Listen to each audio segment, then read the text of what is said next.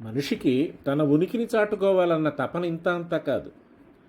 నలుగురిలో తానొకడుగా కాక ఎక్కడిగా కానరావాలన్న కుతుకం హెచ్చు. అందుకోసం రకరకాల పాటలు. నిజమే, జంతువులకి మనుషులకి తేడా ఏమిటి మరి? అవి మందలుగా గుంపులుగా పోతాయి. అయితే జంతువుల్లోనూ ప్రత్యేకతలు ఉండకపోలేదు. రంగు, ఆకారం, స్వభావం ఎన్ని తేడాలు. ఒకటి కడవల పాలిస్తుంది, బొట్లు రాలుస్తుంది. ఇంకొకటి ఒకటి బహుసాధువు, పొదుగున మూతి పెట్టినా పొడవనేరదు. వేరొకటి పోట్లగొడ్డు. ఇట్లా వాటిల్లోనూ ఉన్నాయి ప్రత్యేకతలు. కానీ తమకో ప్రత్యేకత కావాలని సంతరించుకున్నవి కావవి. అవి వాటి నిసర్గాలు.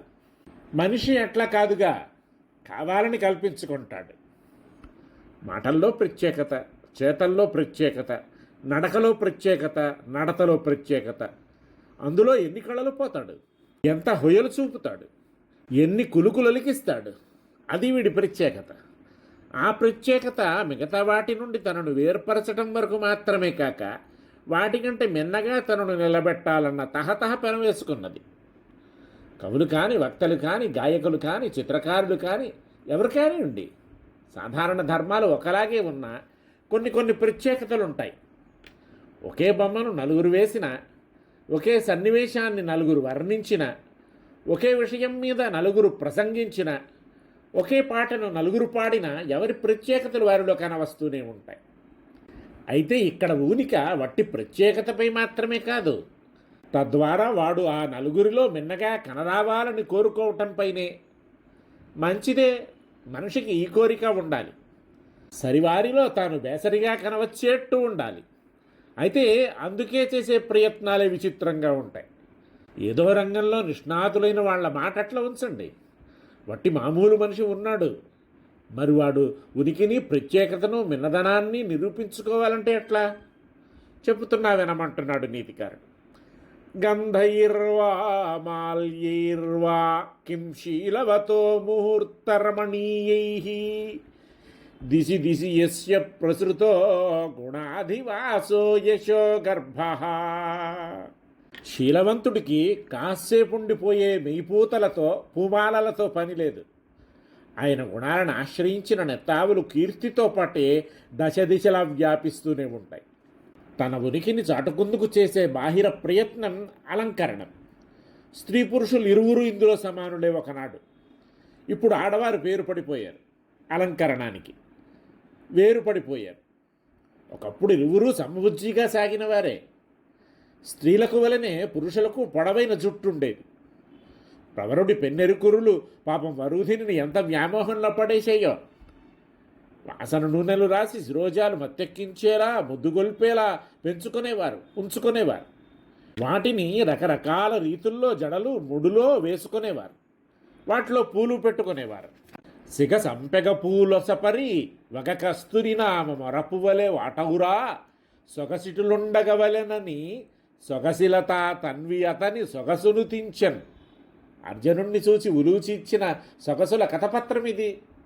ముచ్చటముడులలో ఆడువారు తమను బంధిస్తున్నారన్న పువ్వులు విలపించే నాటికి మగవారల జుట్టుకు కత్తెరలు పడ్డాయి. పువ్వులకు కాలదోషం పట్టింది. పునుగు, జవ్వాది, కస్తూరి, అత్తరువులు వాడివాడి బుగులుకొను ఆసనలతో సొగసుకాండ్రు వాడవాడల గుమ్మరుచుండువారు. రాజరంజనంతో పాటు ఆ రోజుల్లో తావుల్ని ప్రసరించేది తాంబూల చర్వణం. ఆ తాంబూలపు తావిని పట్టి దౌల నుంచే ఆ వ్యక్తి ఆడో మగో కూడా తెలిసేది, వారు ఉపయోగించే సుగంధ ద్రవ్యాల భేదాన్ని బట్టి. ఆ పూల ముడుపులలో, ఆ నెరికురుల ముడుపులలో తావులు బుగులుకోవటంలో మళ్ళీ తమ వ్యక్తిత్వాన్ని ప్రస్ఫురింపచేసే వైలక్షణ్యాన్ని కనబరుచుకునేవారు. మెడలో విరిసరులు ధరించేవారు. ముంజేతులకు, బాహువులకు దండలు చుట్టుకునేవారు.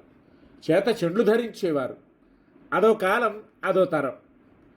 మంచి గంధంలో కాస్త మావి పసుపు రంగరించి, కొద్దిగా పునుగు జవ్వాదులు కలిపి, ఇంత కుంకుమ పువ్వు చేర్చి, పన్నీరు చిలికి, కలపం కావించి, దాన్ని పెన్నురమున బాహువులను పూసుకునేవారు. చొక్కాలు లేవు, వల్లెవాటులే. ఈ చందన చర్చతో, ముత్యాల సరులతో, అత్తరువద్దిన బంగారు సరిగ వల్లెవాటుతో వనీ వీధుల్లోనే కాదు, పురి వీధుల్లోనూ జనం తిరిగేవారు. ఎన్ని చేసినా ఎంతసేపు ఉండేవి ఇవి? కాసేపట్లో గాల్లో కలిసి మరుగైపోతాయి, వాడి వత్తలైపోతాయి, చిత్తడులైపోతాయి, కనపడకుండానే పోతాయి గంధాలు. కనపడితే చాలు, ఇంకా ఎందుకు ఈ వాడి వత్తలైన చెత్త పువ్వులని మనమే పారేస్తాం వాటిని. సరాయిక ఏమున్నది మిగిలినది? ఏమీ లేదు. ఇది లోకంలోని నెత్తావుల చిమ్ము గంధాల పూలగతి. మళ్ళీ నూతన సృష్టి ప్రారంభం. ఇదో చక్రభ్రమణం, అది క్షణికం. ఎంత చక్కగా అన్నాడు ముహూర్త రమణీయాలని. మాసిపోకుండా, మరుగైపోకుండా, వరుగైపోకుండా, చెత్తలో పోకుండా కలకాలం నిలిచిపోయే సుగంధం ఒకటుంది. అది శీలవంతుని గుణాలలో గుబాళిస్తుంది. గుణం ఉన్నంతకాలం తానుంటుంది, వాడున్నంతకాలం గుణం ఉంటుంది. అంతేనా? వాడు పోయినా నిలిచేది గుణం, తనతో వాడి పేరు నిలిపేది గుణం.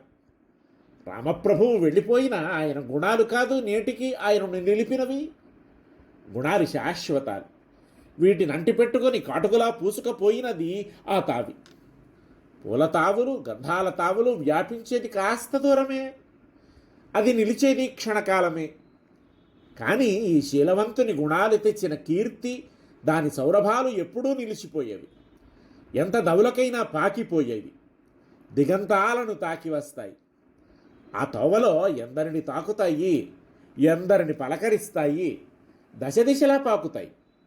ఈ నడుమ ఆ తావులు తాకని తావు లేదు, వస్తువు లేదు, అంతా చుట్టి వస్తాయి. మరి శీలవంతుడి తీరు ఇది. వరూధిని వలపు తావి ప్రవరం నొక్కడనే తాకింది. దాన్ని కూడా పాపం ఆయన గట్టిగా కడిగేసుకున్నాడు. ప్రవరుని గుణ సౌరభం ప్రపంచమంతా పాకింది. అంచేత శీల సంపాదన మనిషికి చాలా అవసరం సుమా. ఏదో ధనం అది అన్నామని గుణాలు కాదనా. అందున శీలం అదుంటే అన్నీ ఉన్నట్టే కదా. దాని ప్రశస్తి ఎంతని చెప్పను. అట్లా అని ధనం వద్దనటం లేదు, కావాలి, సంపాదించు. అయితే అంతలో ఆగకు, సరిపెట్టుకోకు, శీలాన్ని పెంపొందించుకో. ఈ రెండూ కలిసేయనుకో, బంగారంతో కావాలని వచ్చి తావి చెరిమి చేసుకున్నట్టు కాదటయ్యా. కనుక శీలాన్ని ఉపేక్షించకూడదు.